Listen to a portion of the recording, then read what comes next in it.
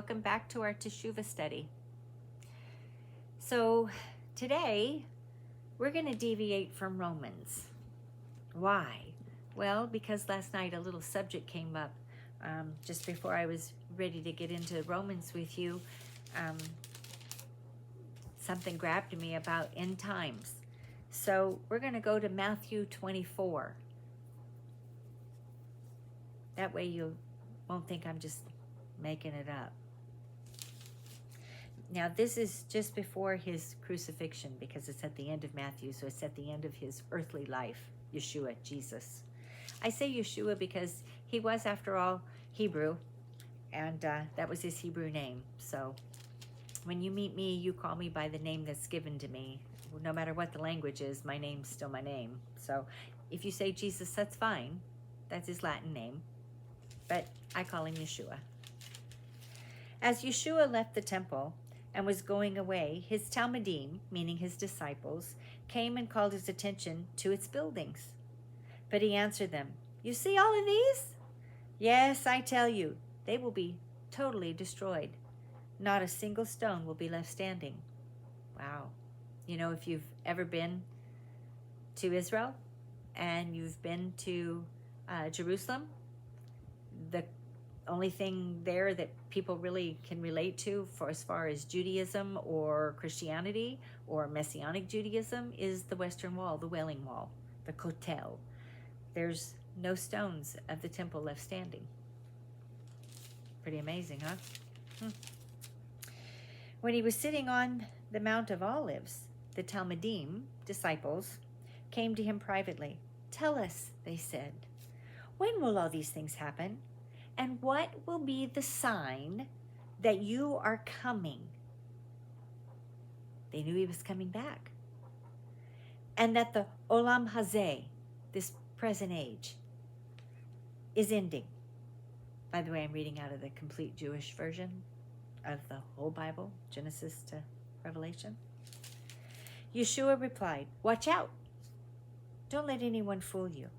For many will come in my name, saying, 'I am the Messiah,' and they will lead many astray."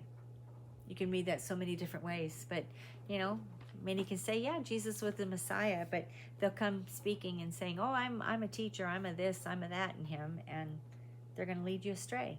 It says many. Let's be discerning. Let's understand what he's telling us. He's giving us a warning. He says, watch out. "You will hear the noise of wars nearby and the news of wars far off. See to it that you don't become frightened."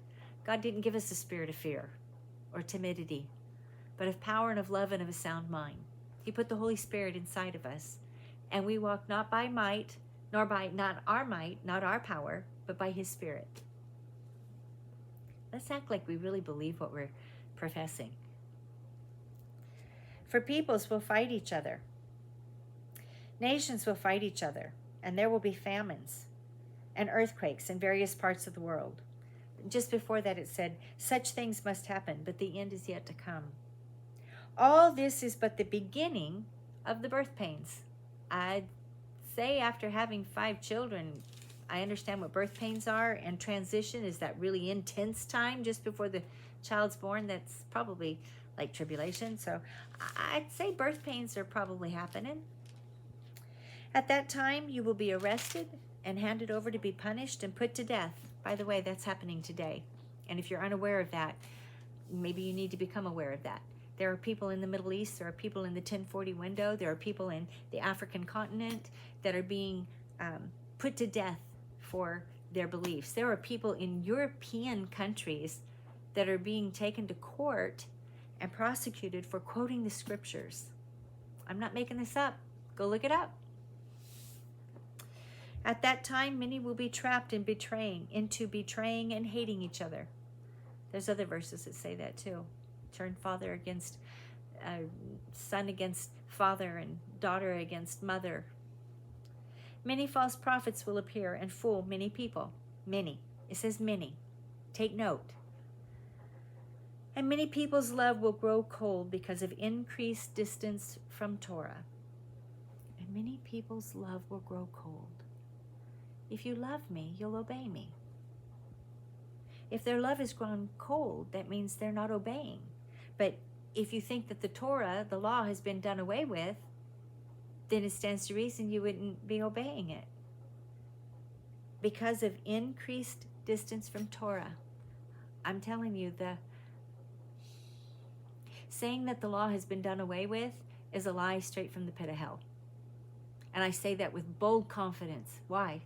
Because Yeshua himself said, not one jot, not one tittle will pass away, will be done away with the law, will not be done away with until all things that the prophets and the Torah spoke about me, him, Yeshua, Jesus. And they haven't all been fulfilled yet. There's verses from Isaiah and Ezekiel, and there's verses from Daniel that have not been fulfilled yet. So either you believe that he is who he says he is, and he does what he says he's going to do, or you don't. And if he, God, Yeshua, came, the word, the spoken word, and said, nothing is done away with until all things are fulfilled, and all things haven't been fulfilled, then is he a liar? You need to start asking good questions, deep questions, probing questions. Study to show yourself approved. God is not a man that he can lie. His word is true. It will not return empty or void. It will accomplish what it was sent forth to do. And many people's love will grow cold because of increased distance from Torah. Can't get any more distant than by saying, it's not for today. That's pretty distant. John, 1 John, if you love me, you'll obey me. But whoever holds out till the end will be delivered. And this good news about the kingdom will be announced throughout the whole world as a witness to all the nations. It is then that the end will come. So let me encourage you. Open this. Get into it. Read it. Study it for yourself.